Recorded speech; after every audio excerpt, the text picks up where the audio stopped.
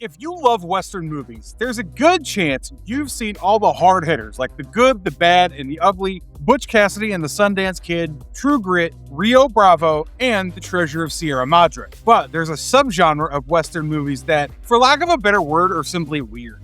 They have the usual features of a classic Western: cowboys, gunslingers, sheriffs, and themes of revenge, justice, and honor. But they also have additional features like a monster or a dinosaur that the swashbuckling hero needs to go after. More imaginative than any fever dream that you've had, weird Western movies have been one of my favorite subgenres for a while now. So, hear out 10 of my favorite picks for this subgenre and add them to your list if you like your Westerns with a little bit of a twist. There's one in here with a... Bone Tomahawk. When Sheriff Hunt walks into his office, he expects to see Nick, his deputy officer, Purvis, the brigand he had shot earlier, to stop him from fleeing, and Samantha, the doctor's assistant, who was treating Purvis. Instead, he sees an arrow that the professor, a Native American, traces back to an inbred cannibalistic tribe of troglodytes living in the valley. Hunt theorizes that the troglodytes kidnapped the three and puts together a rescue team of his other deputy, Chicory, gunslinger John Bruder, and Samantha's husband, Arthur, who insists on joining despite having an injured leg. On their way, they're attacked by raiders who rob them of everything. To make things worse, Arthur's injuries are exacerbated and he stays behind. The other three are attacked by troglodytes as soon as they reach the valley. Bruder is killed while Hunt and Chicory are imprisoned with Samantha and Nick. Nick soon is brutally killed and eaten, and Samantha reveals that Purvis met the same fate. To save themselves, Hunt tricks the troglodytes into drinking from his flask, which had liquor laced with opium tincture. A troglodyte dies and another becomes unconscious. Samantha tells Hunt that there are 7 remaining troglodytes. Meanwhile, Arthur reaches the valley and kills 2 troglodytes. He discovers that they use an animal bone in their windpipes as a whistle. He blows on the whistle to lure another troglodyte and kills it. In the cave, the angry troglodytes heat up the flask and shove it into Hunt's abdomen after cutting it open. Just then, Arthur arrives and helps Hunt to kill the troglodyte ruler. Realizing that he's fatally hurt, Hunt stays behind with a rifle, promising to kill the remaining 3 troglodytes while the rest escape. On their way home, the group hears 3 gunshots in the distance, indicating that Hunt succeeded. Written and directed by S. Craig Zoller, Bone Tomahawk was a brutal Western tale starring Kurt Russell, Lily Simmons, Patrick Wilson, and Matthew Fox. My favorite fact of the film is that the cave where the troglodytes hold the people captive is the same cave where Tony Stark built his first Iron Man suit in the 2008 film Iron Man. Cinematographer Benji Bakshi's alluring work almost makes up for the fact that the script drags at some points. A must-watch if you love good cinematography and atmospheric music.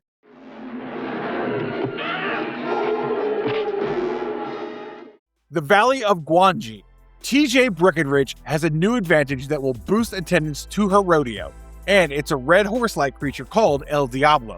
Her boyfriend Tuck notices British paleontologist Horace Bromley studying the fossilized horse tracks similar to that of El Diablo and sneaks him into the circus to take a look. Bromley identifies El Diablo as Eohippus. Tia Zarina demands El Diablo be released as she claims it's cursed. When they refuse to do so, she and her Romani friends break in and release the horse to the Forbidden Valley, its home. Bromley helps them, hoping to find more prehistoric creatures around the horse's home. TJ, Tuck, Carlos, a former member of the Romani tribe who works in TJ's circus, and Lope, a young Mexican who wants to join the rodeo for fame, follow the Romani people and Bromley to the Forbidden Valley. They soon realize why the valley got its name, and they're attacked by a pteranodon and Gwangi, an Allosaurus.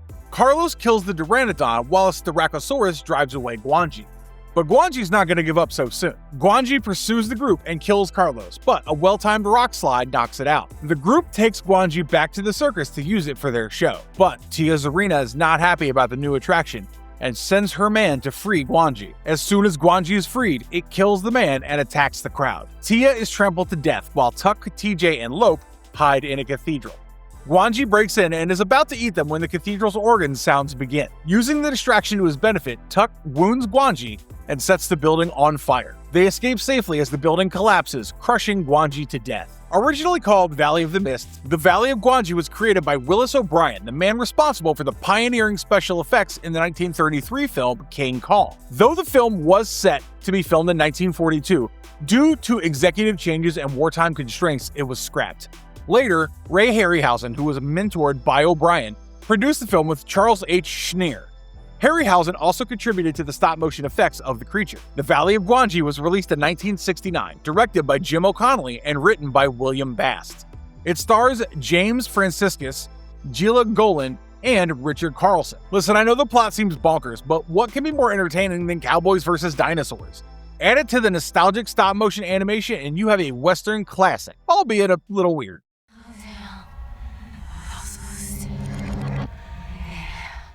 The Pale Door. Brothers Jake and Duncan wake up in the middle of the night to see their home being raided.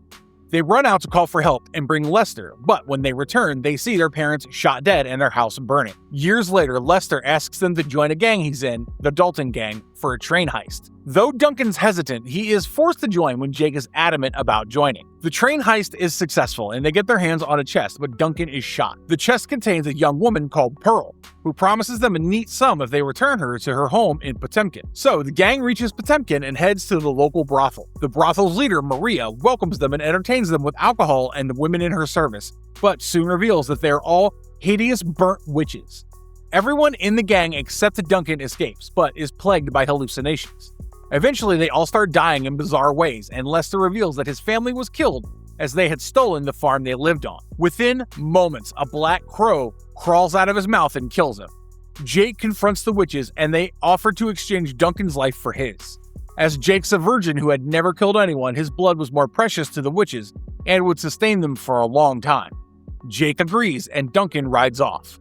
Years later, he buys his family's old farm and lives with a family of his own, while the Black Crow ominously sits on his balcony. Aaron B. Kuntz directed, co-wrote, and produced The Pale Door, a 2020 horror western starring Devin Druid, Melora Walters, Zachary Knighton, and Pat Healy. If you liked Robert Rodriguez's 1996 film From Dusk Till Dawn, you might find a lot of similarities in the film. The ideas aren't very original, but a good second screen watch if you like witches and westerns.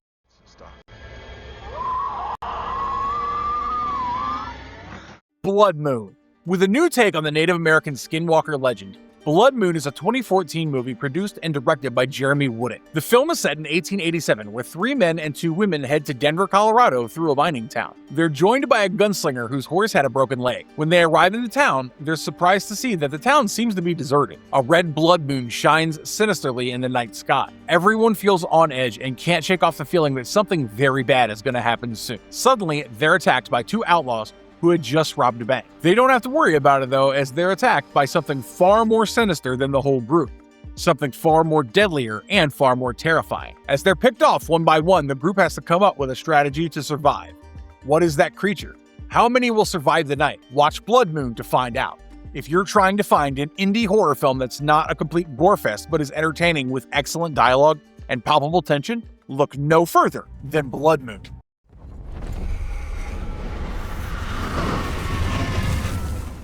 Nope. Otis Jr., aka OJ, and M. Haywood are siblings who have fallen on hard times.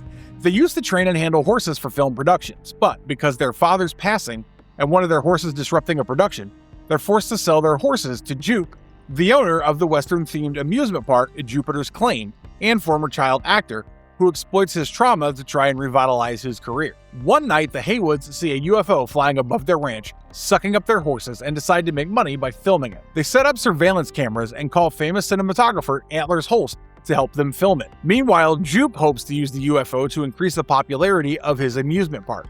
He adds a live show and brings out a horse to lure in the UFO. As luck would have it, the UFO shows up earlier than expected and eats the audience along with Jupe. This incident helps OJ realize that the UFO is actually a territorial creature that attacks only if someone looks directly at it. OJ names it Jean Jacket after a particularly stubborn horse. While trying to film it, Holst is eaten too, and Jean Jacket takes on a new form that resembles a giant jellyfish. OJ looks at Jean Jacket to distract it from M, who rushes to Jupiter's Claim and unties the large helium balloon mascot of Jupe. The winking eye of the balloon infuriates Jean Jacket and it consumes it. The balloon bursts and ruptures the creature's body.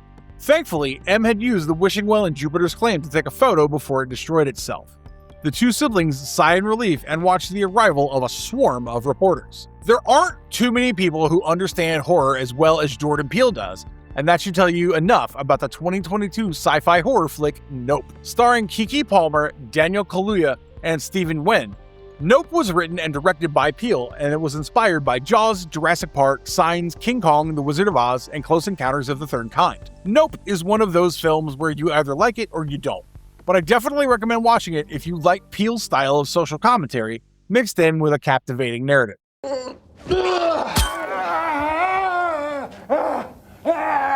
Death Rider in the House of Vampires. Death Rider, as he is known, is a vampire gunslinger. He arrives at the vampire sanctuary and pays the entry fee, a virgin woman. The vampire sanctuary is run by Count Holiday, and he's the lead vampire there. Death Rider's arrival is welcomed by the women there, who are immediately infatuated with him, while the men are intimidated. Soon Holiday begins to suspect Rider's real intentions, and he's not wrong, as Rider's there for revenge. The vampires there had converted his sister into a vampire, and now he was not going to rest until everyone was dead. If you're expecting to see a good movie with a coherent plot that makes sense, Death Rider in the House of the Vampires is not for you. This is a crazy, and if I say so myself, an enjoyably bad film. For starters, the film is written, produced, directed, shot, and edited by Glenn Danzig. Though Danzig has a pretty lucrative career as a musician, Death Rider in the House of Vampires has virtually no music. Now, whether this was a creative choice or a terrible oversight is between Danzig and God himself. Despite being an indie film, the cast is filled with recognizable names like Danny Trejo, Eli Roth, and Sean Waltman. If you want to gather a bunch of your friends to sit together and laugh at a movie, then put on the 2021 film Death Rider in the House of Vampires.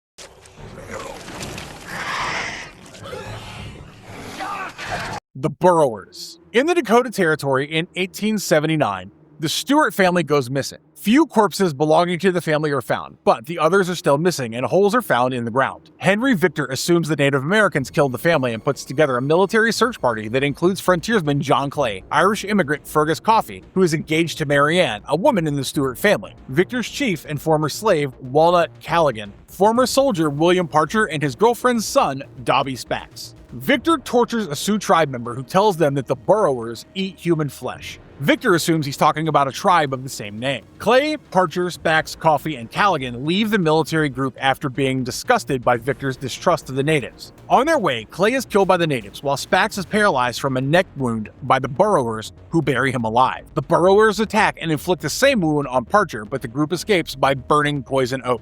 They meet Faith, a native woman who tells them that the Burrowers are creatures who give their victims a paralytic toxin through injury, bury them, and only eat them after they begin decomposing. They used to eat buffaloes at first, but since they were endangered now due to settlers hunting them, the Burrowers had started eating humans. She adds that the Ute people had learned to combat the Burrowers and their poison. The Ute kidnap a delirious and paralyzed Parcher. They leave behind a necklace made of previous borrower victims. Then Coffey realizes that Marianne is dead when he sees a brooch he gifted her in the necklace. Vowing vengeance, he follows the Ute. The Ute tie Parcher to a tree as bait after making him drink something. Coffey tries to free him, but is caught in a bear trap and is forced to watch helplessly as the Burrowers arrive and eat Parcher alive. As a side effect of whatever Parcher drank, the Burrowers get paralyzed. Coffey stakes them to the ground and realizes that the sun is fatal to them as they die when the sun rises. A Ute had survived the attack of the Burrowers, and Coffey takes him to Faith. He rushes to find a doctor to cure the Ute so he can learn how to defeat the Burrowers, but he's too late as Victor and his military convoy had reached them before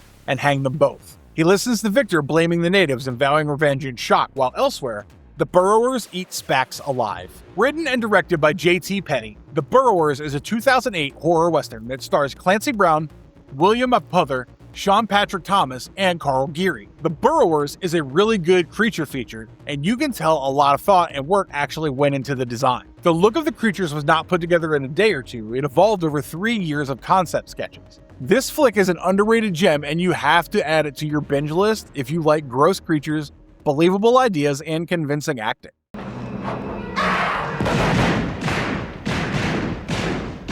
Ghost Town. Kate ditches her fiancé at the altar and is driving away when she hears the sound of horses galloping outside her car. As she doesn't see anything outside, she steps out and is immediately whisked away by a dust cloud. Sheriff Langley arrives to investigate, and a man on a horse shoots his car's gas tank, destroying it completely. Langley continues on foot and walks into a ghost town. There, he meets apparitions of the people who lived in the town: a blind gambling dealer, a blacksmith, his daughter Etta, and a barmaid Grace. Kate was captured by Devlin, the zombie-like outlaw who has control over the ghost town by making a pact with Satan. Grace gives Langley an old revolver as his new modern gun is useless to kill Devlin and his goons. Langley frees Kate and the two hide in an abandoned church, but Devlin's men set it on fire. The two escape unscathed, and Langley confronts Devlin in a shootout. Langley destroys Devlin, and as he leaves with Kate, the apparitions look on in approval before the whole town disappears. The first and last directorial work by Richard McCarthy, Ghost Town was written by Duke Sandofer, based on the story by David Schmoller. The cast includes Frank Loz and Catherine Hicklin. Though Ghost Town is not the best supernatural western out there, it's very entertaining and a cool option to look into with great acting and a campy atmosphere.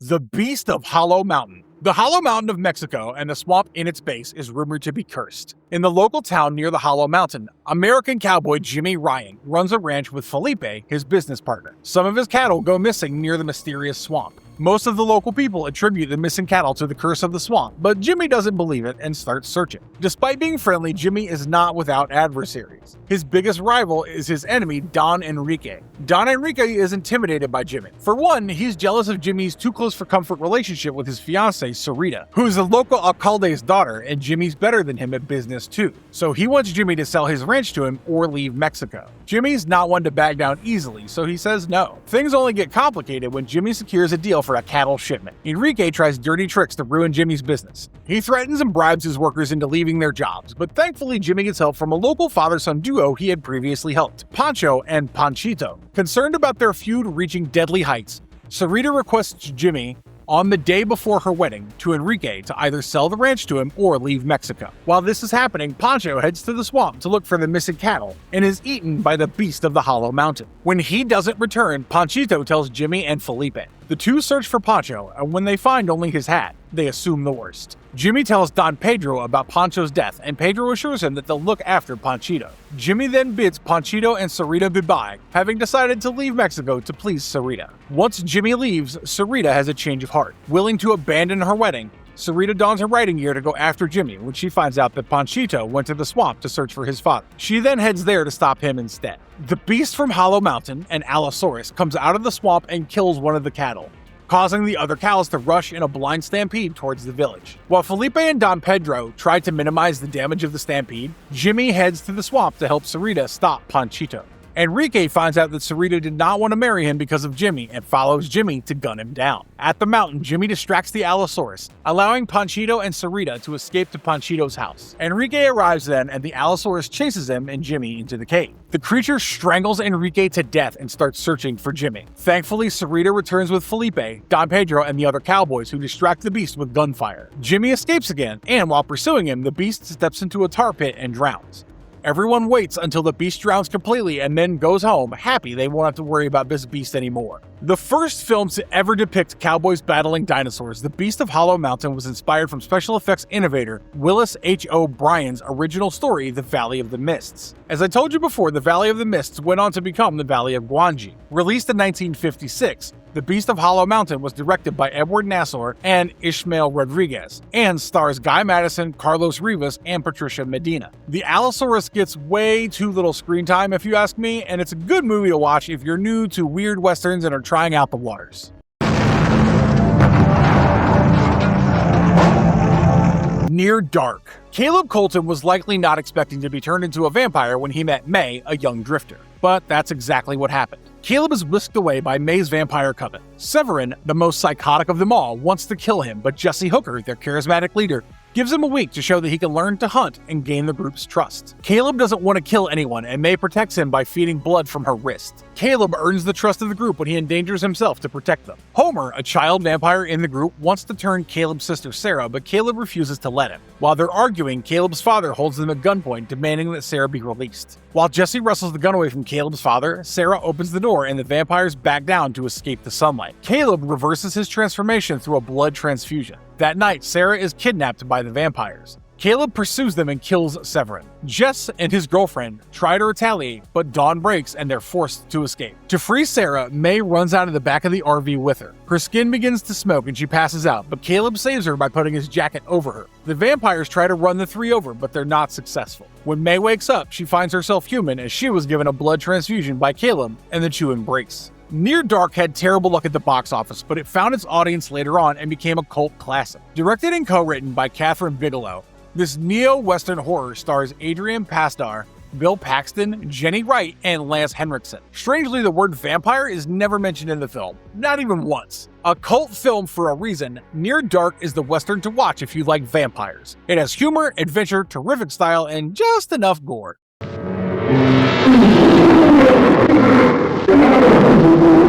Those were all the weird Western movies in my list, and I hope they delight you as much as they delighted me. Let me know which movie's your favorite wild Western pick in the comments below. If you liked the video, let me know by leaving a thumbs up, and be sure to subscribe to our channel and ring that notification bell to never miss an update from your favorite YouTube channel. I'll be back soon with more awesome stuff, but until then, goodbye, and as always, stay marvelous.